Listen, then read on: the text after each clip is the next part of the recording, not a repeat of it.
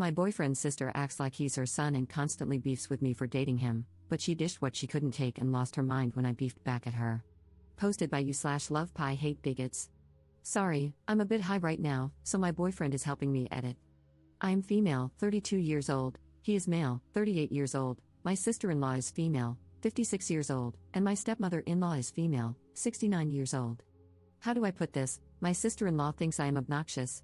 She is my boyfriend's eldest sibling, very protective of her baby, and also very religious, so her baby dating a pantsuit wearing, neon-colored hair having, bisexual atheist feminist with two moms was a lot for her to take in. Over the 3 years my boyfriend and I have been together, she has only become more vocal about it. It started with small snarky comments, but now it's full-on, in-your-face criticism. It got worse when he moved in with me, as we are not married. One of her longest-running jabs is that I look scary but am just mild and boring while I try to cosplay as edgy. Fair play to her for working in cosplay, gold star, she's evolving, unless I have any skeletons in my closet. I am a happy person and have no problem laughing at myself, so I always just laugh it off when she says she will find my skeletons in my closet. It was my birthday recently, so we had everyone over. When my boyfriend went out for decorations, he returned with a plastic skeleton and held it up with that "we're so immature, but you're in, right?" look on his face and said, "You thinking what I'm thinking?" And, well, I was. This cheeky Cooper was giving me an offer I couldn't refuse, and I laughed and said, "You son of a Sith, I'm freaking in." So, we set the trap. Sure enough, my sister-in-law was busy telling anyone who would listen that we're unmarried, sleeping in the same bed. I smoked the green stuff, she could smell it, the usual. I ignored her, but then she started going on about me cosplaying as edgy, not being an authentic person, and how someday she would find my skeletons in my closet. My boyfriend started to laugh, and I said, "Oh, you didn't notice?" I walked her to our coat closet near the front door and opened it. There was Skeletor the skeleton, propped up in the corner. We all had a good laugh, and my brother-in-law said, "Freaking hell, you finally found it." But when I turned to her, the mood shifted from good-natured laughter to a nightmare. She was red in the face, silent, and crying. Then she slapped me and left without a word. I was stunned by the slap and not even prepared to deal with my stepmother-in-law, who asked me if I was happy mocking the woman who raised my boyfriend and told me I'm such a disrespectful jerk, but this was a new low. She and a few others started telling me how awful I was for embarrassing my sister-in-law and mocking her in front of everyone. Naturally, the party died from the party's foul wounds and was dead on arrival, so most people left within the hour. My boyfriend has been trying to cheer me up and took me to see Deadpool and got me takeaway so we could binge watch our show and green out, but my sister-in-law texted me a paragraph about how she's tried with me but that I'm determined to be a morally corrupt violation of her family. She said she's devastated that I hate her enough to make a mockery of her. I replied with an apology, saying I'm sorry I hurt her and that I genuinely thought it was just a laugh we could share, and I offered to take her to lunch to talk it out. She said she wasn't interested in dealing with me further and that when my boyfriend wised up and left me, she would celebrate. There are texts from others and group chats where I'm being torn apart as vicious and malicious, and I'm boggled by it. I know there are definitely times when a person says it's just a joke and they are astronomically the jerk. So, am I the jerk here? Update 1 day later. Facebook is such a pain. My sister-in-law took to social media and made a post, tagging me. It was as long as a novel, but the gist of it is that I am a hateful woman who doesn't respect parental figures, and it must be because I'm an orphan. According to the post, I'm on several illicit substances and I've lured her baby into them as well. She also claims I've turned him against God and his family. My man damn near blew the lid off our home when he saw the post, as he's on Facebook more than I am. He called her and demanded she take it down, but the damage was pretty much done. Family members came out of the woodwork, sending me links to rehab centers, church counseling, and addiction help. My personal favorite is the before me and after me photo comparisons. The before is a picture of him at church with his family on Mother's Day, and the after is a snap of him at a concert, showing his tattoos, drinking, and clearly drunk. Some people even came to the house to stage an intervention. My guy only started shouting and made them leave when I was referred to as a classless hussy and shameless slut. To be transparent, we use the green stuff and get high, but it's legal here, and we have jobs and maintain a good life. The after me photo isn't even from when we were dating, it was from beforehand. And for the record, I'm not an orphan. My sister-in-law is married to an alcoholic who just recently got hammered, wrecked their car, and was arrested for being belligerent with the police and refusing to leave after his car was towed. All of this over some freaking plastic skeleton? Oh, and I am a shameless slut, so that one felt like a compliment. So, I talked with him about limiting contact, and he got upset. He loves his family, and despite this freak show, he loves his sister. He got stressed out and started having a panic attack. I helped him recenter, got him some water, and held him until he calmed down. He then asked if we could give it a bit of time to fizzle down and said he would try to talk sense into his sister. So, we're giving it time. I'm not mad at him. I know this is hard for him, but this is crap. I'm being bombarded with texts and even emails calling me a demon woman, saying I'm shooting up my significant other, and that I hate Christians, none of which is even true. It's just a lot, and I'm hating every moment of it. Second update 3 weeks later. I am out of emotional freaking real estate here, but here goes everything. I have a feeling this isn't going to be short, so TLDR, my sister-in-law is depressed and self-harming after we cut her out, and my boyfriend is clearly hurting. I guess I have to start naming people, as this is turning into something of a saga. My boyfriend, Dean, yeah, I'm a Supernatural fan, so sue me, lol, sat me down a few days after my last post. He was very calm, and that was my first sign that I needed to gird my loins because I was in for a doozy. For some background, I'm usually the calm, logical one, while he's the passionate, deep-feeling type. But in this situation, we became the polar opposite of our usual selves. He looked me right in the eye and asked me, point blank, no BS, how all of this was affecting me. Every time he'd asked before, I couldn't bring myself to fully tell him how upsetting it all was because I'm always the put-together one. But this time, because he was so calm and direct, I just broke down. Nightmare isn't even the word, it was hell. We live in what's known as a small big city, meaning it's large, sure, but once you get into certain circles, you find that everyone knows you, or at least someone who knows you. It can feel like a small town in that sense. Our state is generally religious outside of our city, so rumors spread quickly. With my sister-in-law, I'll call her Ren going forward, launching social media attacks on me, it became the scuttlebutt everyone craved. Some people sided with her, not most, but enough.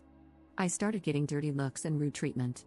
Even my hairstylist, who is their cousin, told me she couldn't work on my hair anymore until this was resolved because she was getting pressure from the family, i.e., Ren and my stepmother-in-law, Penny. It was petty and schoolyard-level immature, but it was enough to make me feel bad. I got done saying all of this to Dean, and he simply said, okay then, we'll block them. Just so matter of fact. I knew it was a hard decision for him because he loves the hell out of his family, they're his world. So I pushed back on the idea, telling him I could never stand in the way of him and his entire family. I started crying harder, and he had to sit me down, get me some wine and water, then blanket burrito me. He hugged me until I could finally talk again. I told him I couldn't live with myself knowing I made him choose me over his family, and he said I hadn't made him, they did. From there, we started talking logistics because he wasn't budging. I was sad the whole time, because normally I'm tough and have a don't give a crap attitude, but he's so close to them, and I'm not overly close with most of my own family. I hated the thought of taking something so rare and beautiful away from him, whether it was my fault or not. We cut them off, blocked almost everyone after sending a text explaining what was happening and why. And to make it worse, it was Ren's birthday party the next day. I took my guy to a festival in the city so he wouldn't have to think about it, and we were out until 2 or 3 in the morning. When we got home, our neighbor told us that a lot of people had come by, knocking on our door, 1 or 2 at a time, and a couple of them even asked our neighbors if we were home. Later, while I was making lunch, the police came by for a wellness check. They said his mother was concerned about him. Him, not me, just him. Dean, coldly, told them that his mother was dead and that if his father's wife had sent them, he wanted it on record that they were not in contact, and he wanted no further communication. By dinner, Penny was at our door. Some of this happened before I got into the room because I was cooking, but Dean told me he heard a knock and thought it was the neighbors, so he opened the door without looking. It was Ren, standing there with red, tear-streaked eyes. She asked to come in, and he said no, so she started crying, loudly. That's when I heard the commotion and came to see what was going on. By the time I got there, she had fallen into him, sobbing and wailing, asking what she had done that was so wrong, why he was treating her like this, and saying that he's her baby and she loves him, but now he's so cold and mean to her, all that BS. I was furious, but I saw his face. He was tearing up, and I could tell it was hurting him. He gently pushed her away and asked her to leave. That's when she saw me. She started sobbing an apology, saying, I am so sorry if I ever made you feel like you're not family, you won, please don't take my baby from us. She kept going, saying that if this was about their religion, they wouldn't pray around me, and things like that. When she finally stopped rambling, I told her it wasn't about their religion. Yes, I'm an atheist, that's my choice, but I don't mind people having faith in something. In fact, I somewhat envy people who do, as I just don't and probably can't. I told her this was about how I've been treated by her and others in the family. For almost 3 years, I was cast as the villain, and I was prepared to grin and bear it for our whole lives. But she got nastier, spreading gossip, and then, above all, she physically put her hands on me. She had the absolute gall to slap me, and the family collectively decided to let that slide. I won't tolerate physical abuse. I had an abusive ex, and I won't ever accept that again. Honestly, that was the moment I realized two things: she would never respect or care about me, and I could never respect her from that point on. It all just poured out of me. I didn't yell, I was firm and direct. This is what happened, this is the hurt you caused, and here are the consequences. By the time I finished, she practically collapsed in our home, wailing. She kept interjecting with things like, "Okay, you hate me, I get it," or "I'm sorry, I'm so sorry," while I was talking. I asked Dean to get her some water, and he did. When he came back and handed her the glass, he gently told her she should drink something, but she shook her head and said she couldn't. We asked if she had hurt herself getting to the ground, but then she just got really, really calm. She wiped her eyes, but there was this strange frown on her face, with tears still streaming down. She told us she came to apologize, and she had done that, but it was clear we didn't want anything to do with her or the family, and it was breaking her heart. She said she couldn't eat or drink anymore because life wasn't worth living knowing that Dean hated her. Dean just shook his head and, without much emotion, said, "Don't mistreat yourself like that, that's not fair." Then she just walked to the door and said, "You won, he's yours, please take care of him for me," and left. The moment the door closed, Dean started to cry. I tried to comfort him, but he pulled away. He said he isn't mad at me or anything, but that was just a lot, and he feels like crap. He told me he knew she was being manipulative, but he almost wanted to take her apology because it's just been so hard, and he knows she will spin this somehow to make us look as callous and hateful as possible, and his father would be ashamed of him. A week goes by, and Dean has cheered up a bit. He apologized to me for crying, to which I said he never has to apologize to me for his feelings or crying or anything like that, and that I'm proud of him for being rational in an entirely irrational moment. He's making friends and picking up hobbies, where family events like Mass and Sunday dinner used to be. He now goes to shoot hoops with a community group. He signed up for a patch in the community garden, and he's been using the time he would normally spend with Penny or helping around the house to volunteer at the animal shelter down the street from our home. He came home this past Monday in a bad mood. He was honest with me, saying he was upset and would be bad company, so he needed space. I obliged and went out with a friend. When I got home, he asked me to sit down and told me he had logged into social media. A friend had messaged him about a post Penny made asking for prayers for Ren. According to the post, Ren was severely depressed, had quit doing much of anything, and was suffering from the heartbreak of her life, though they didn't explain what that was. This friend of Dean's had commented, asking if there was anything they could do, and Penny replied, "Pray, and nothing more." Yesterday rolled around, and my brother-in-law, Teddy, who isn't blocked or cut off because he's been supportive, called to tell us that Ren is in the hospital after trying to take all of her meds at once. She's been asking for Dean. I told him that she's in the hospital and that he could go to her if he wanted, and I'd even go with him or not, depending on what he needed. But he refused to go. He's been down ever since, and I'm really worried. Ren is practically a mother to him, so I know this is incredibly hard for him. I feel like crap because, at the core of it, all of this spiraled from me agreeing to that stupid joke to fire back at hers. Normally, I'd say these are manipulation tactics, but downing pills out of spite is on another level of commitment to the bit. Now, I feel like I've really shattered my man's world. I don't know if I should give him time, sit him down and talk right now, up our therapy sessions, take him on a vacation, or freaking what. He's my person. I hurt when he hurts, and we're both really hurting right now. Sorry this went on so long, I guess I had more to say than I thought. Third update 1 month later. We've endured a lot from his family at this point, from them calling into my job to complain about me, to the police showing up because I'm supposedly abusing him. I won't make this another War and Peace by typing out all the details, but it's been a lot. Dean recently got a job elsewhere in the state. It's been an emotional roller coaster for him, but after we talked it out, he accepted the position. He's made it clear that he doesn't want to be near family anymore. Well, that Medusa of a woman found out, and Teddy told us she's throwing a fit. So I just knew she'd come around soon. I told Dean this, and he looked at me and said, "You think so?" And I said, "I know so." Sure enough, the next day, he came home with more skeletons. They're propped up all around the porch, in the yard, and next to the garage. They have names, he named them. Boney Stark, Marilyn Monroe, Tibia Turner, and he's even given them backstories. The man has officially lost his mind, lol. And just as expected, she showed up. We have a ring cam now, so we both got alerts and saw her coming. He got up and said he'd take care of it, so I just watched from the cam and stayed in bed.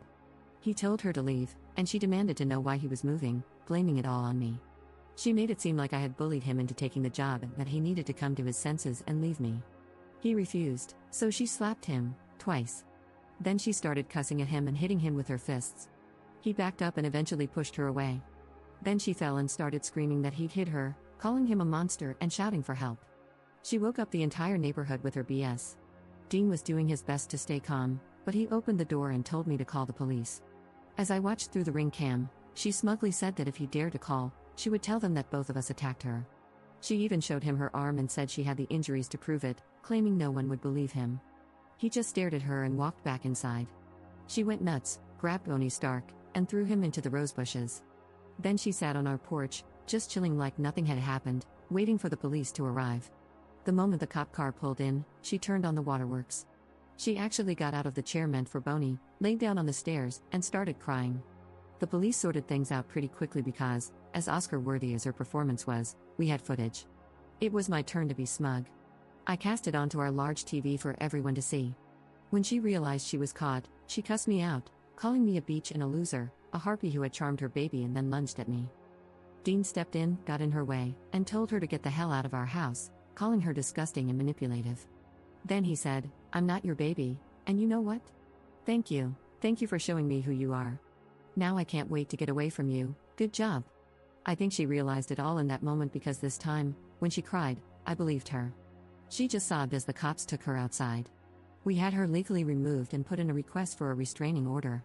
We currently have a temporary one while the case is being reviewed, but it will expire after we move. Now, we're just being careful about our personal information. Dean was really sad the first few days, but now he's excited. He keeps talking about the city we're moving to, how fun, quirky, and full of live music and events it is. I know he'll eventually mourn everything once it catches up with him, and he's keeping busy to avoid thinking about it too much, but it's so good to see him smile again. I've missed that. The family has tried harassing us, but he forwards them the footage and tells them that if they don't want him to go fully no contact, they need to stop and keep Ren under control. Sometimes it makes him cry, and other times it just makes him mad. I've asked if he wanted me to handle some of this, but he says no, he just wants us to ride this out, pack up, and get settled in the new city. Oh, and the skeletons are definitely coming with us.